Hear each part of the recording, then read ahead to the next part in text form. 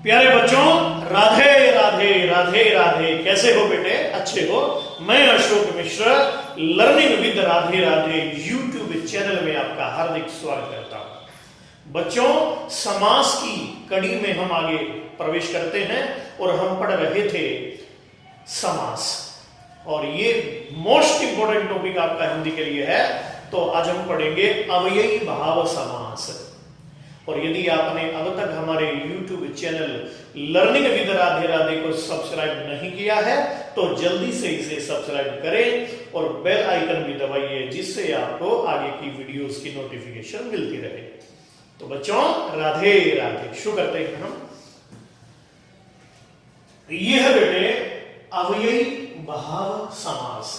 इससे पहले लेक्चर में मैंने आपको बताया था कि दो सार्थक शब्दों का मेल समास कहलाता है, और समास के कुल 6 भेद होते हैं और मेनली 4 भेद होते हैं। अव्ययी भाव, तत्पुरुष है ना, और द्वंद्व है और बहुव्रीहि है। तो कर्मधारीय और द्विगु समास तत्पुरुष के ही भेद होते हैं। तो आज हम पढ़ेंगे अव्ययी भाव समास। इसे ध्यान से देखिए, जैसा कि नाम से ही स्पष्ट हो रहा है, अव्ययी भाव। तो जिस समास में पहला पद अव्यय होता है और वह प्रधान होता है, उसे कहेंगे अव्ययी भाव समास।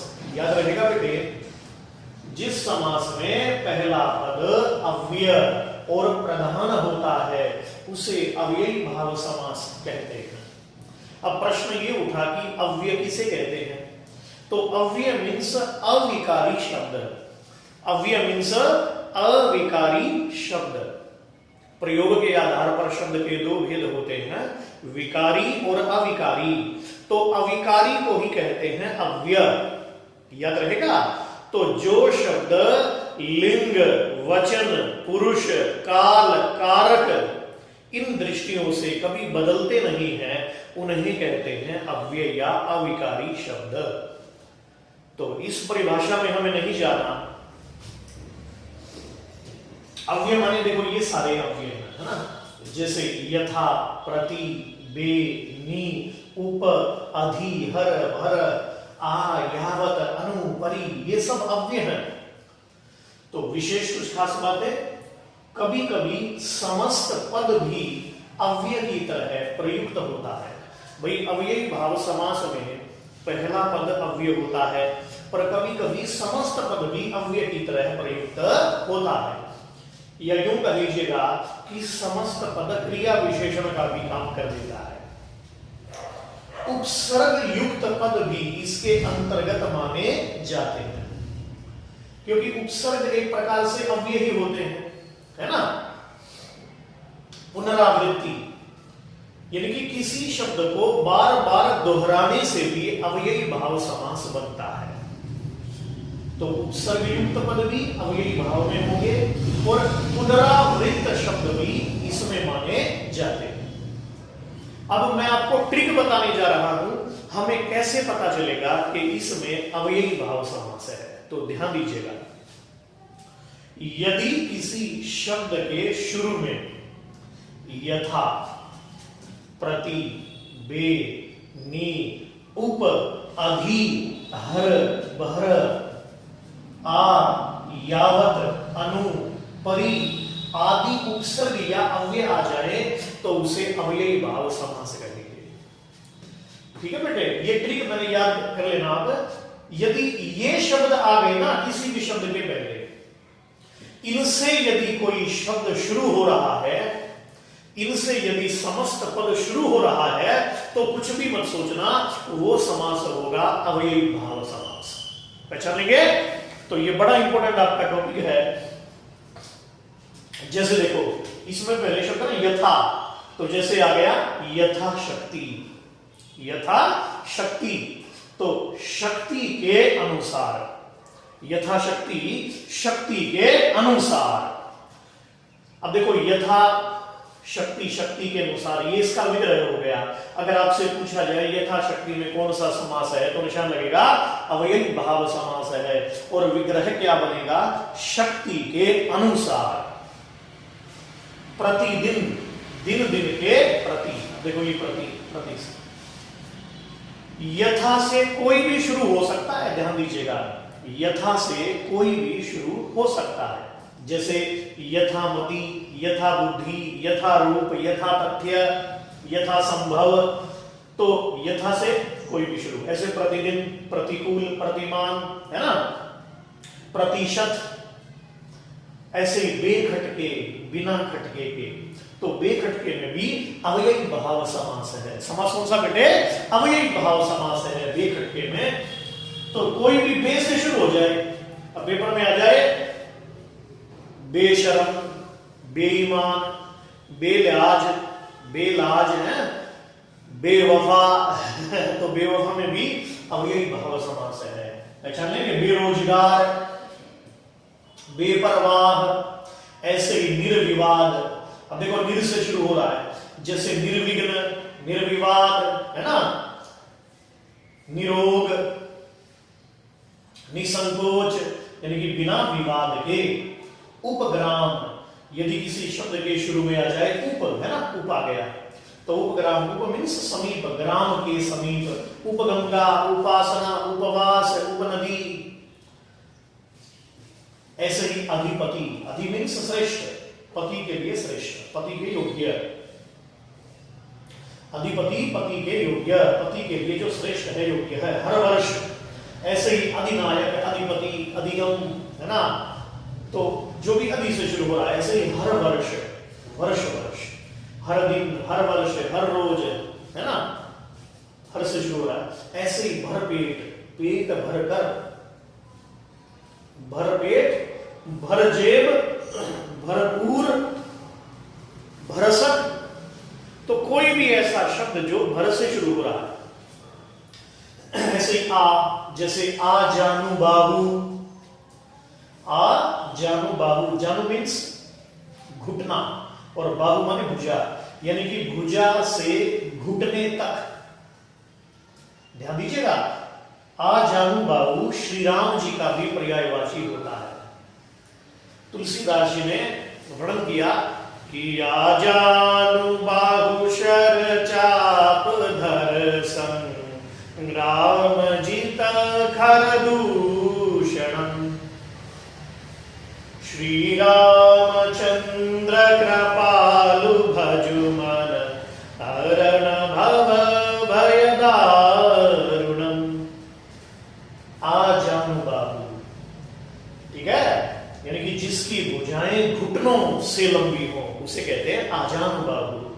तो आजानु बाहु केवल ईश्वर का ही एक नाम है, अवतार में ही ये लक्षण लक्षित होते हैं। अब देखो, यदि आप इसको खंडित करके पढ़ेंगे तो मीनिंग कुछ और निकलेगा बेटे। देखो, आ जानू बाहु, यानी कि आजा जानू बाहों में, है ना, तो मीनिंग कुछ और चेंज हो जाएगा। तो आजानु बाहु में अवयवी भाव समास है, क्योंकि ये भी आ से शुरू हो रहा है। ऐसे ही आ जाए आजीवन, आमरण, आयौवन, आबाल, आवृद्ध, आपाद मस्तक, है ना, मस्तक से चरण तक। ऐसे ही यावत जीवन, जीवन पर्यंत, यावत मरण, यावत का मतलब होता है पर्यंत या तक। तो यावत जीवन, जीवन पर्यंत, जीवन तक। यावत यौवन, यावत वृद्ध। तो ऐसे ही अनुरूप, रूप के योग्य, अनुस्वार, अनुनासिक। ऐसे देखो, परि जमा आवरण, यण संधि है, ई को यणची सूत्र लगा पाणिनि का। परि जमा आवरण, तो आवरण के चारों ओर। ऐसे ही परियोजना, परितुष्टि, परिपुष्टि, है बेटे, परिपक्व, तो परि से शुरू हो रहा है। तो मैंने आपको शॉर्टकट बता दिया, ये आपको याद रखना है, यदि किसी शब्द की शुरुआत इनमें से किसी से भी हो रही हो तो ये अवयवी भाव समास ही होगा, पक्का भी होगा। दूसरा देखो, पुनरावृत शब्द भी इसमें माने जाते हैं। यदि किसी शब्द को रिपीट किया जाए, दोहराया जाए तो भी उसमें अव्ययी भाव समास होगा। यदि किसी शब्द को दोहराते हैं तो भी उसमें अव्ययी भाव समास होगा। जैसे देखिएगा, जैसे बातों बात, हाथों हाथ, रातों रात, बीचों बीच, दिनों दिन, फटाफट, धड़ाधड़, लूटम लूट, बारंबार, चला चली, है ना। तो बेटे इनमें भी जो है ना रिपीटेशन हुआ है तो अव्ययी भाव समास है। पहचान लेंगे। तो बातों बात का भी क्या बनेगा, बात बात में। और ये डेली यूज शब्द हैं, व्यवहारिक शब्द हैं। इनका यूज आप लोक व्यवहार में करते हो ना, तो लोक व्यवहार के शब्द हैं। जैसे बोलते नहीं आप, बातों बातों में झगड़ा हो गया, झगड़े को मारे बोली बातों बातों में प्यार हो गया। प्यार ठीक रहेगा, है ना। बातों बातों में प्यार हो गया, हाथों हाथ ब्याह भी हो गया, शादी हो गई हाथों हाथ। रातों रात खून बाज गया, रातों रात झगड़ा हो गया। और बीचों बीच जो आएगा मारा जाएगा। और दिनों दिन ऐसी घटनाएं घटित होती रहती हैं और कानों कान किसी को खबर नहीं होती। और फटाफट समझ लो, नहीं तो धड़ाधड़ भी हो सकती है। तो कहने का अभिप्राय बेटे, यदि हम किसी शब्द को रिपीट करते हैं तो उसमें अव्ययी भाव समास बनता है। पहचान लेंगे। तो ये था आपका अव्ययी भाव समास। रिपीट होता है। अव्ययी भाव समास का संबंध पुनरुक्ति प्रकाश अलंकार से भी होता है, क्योंकि पुनरुक्ति में भी शब्द की पुनरावृत्ति होती है। पहचान लेंगे। जैसे मैं कहूं कि शाम शाम रटते रटते राधा श्याम भई, पूछत फिरत सखियन से राधा कहां गई। तो शाम शाम में पुनरुक्त शब्द भी है। ठीक है। ऐसे ही कि वृंदावन के वृक्ष को मरम न जाने कोय, डाल डाल पात पात पर राधे राधे होय। वृंदावन के वृक्ष को मरम न जाने कोय, डाल डाल पात पात पे राधे राधे होय। तो इसमें भी जो है पुनरुक्त शब्द हुआ ना, राधे राधे, डाल डाल पात पात, तो अव्ययी भाव समास होगा। पहचान लेंगे। तो ये एक विशिष्ट बिंदु है। जैसे करत करत अभ्यास के जड़मती हो तसुजान, रसरी आवत जात ते शिल पर पड़त निशान। करते रहोगे जो भजन धीरे धीरे तो मिल जाएगा वो सजन धीरे धीरे। इसमें भी जो है पुनरुक्त का प्रयोग है, तो अव्ययी भाव समास इसमें बनता है। तो जहां पर भी रिपीटेशन हो रहा है, किसी शब्द को दोहराया जा रहा है बेटे, तो उसमें अव्ययी भाव समास होगा। पहचान लेंगे। जैसे मैं कहूं कि ढूंढता ढूंढता खुद खो गया, ढूंढता ढूंढता खुद खो गया, जिसे ढूंढता था खुद हो गया। As you see as you think, as you think as you become. जैसा हम चिंतन करते हैं हम वैसा ही हो जाते हैं। तो बच्चों, अब ये मैं आपको एक होमवर्क दे रहा हूं, ये देखना। एकाएक शब्द है, देखो एकाएक, देखो एक के बाद एक आ गया, रिपीट हुआ ना, रिपीट। तो एकाएक आए तो अव्ययी भाव समास है, और एकैक आए तो विग्रह बनेगा एक और एक। जब बीच में और आ जाएगा बेटा तो यहां पर जोड़ा माना जाएगा और ये द्वंद्व समास हो जाएगा। तो एकैक में द्वंद्व समास है और एकाएक में अव्ययी भाव समास है। पहचान लेंगे। इन्हीं शब्दों के साथ मैं विदा लेता हूं। आप सभी को राधे राधे। जल्दी से इसका स्क्रीनशॉट लीजिएगा।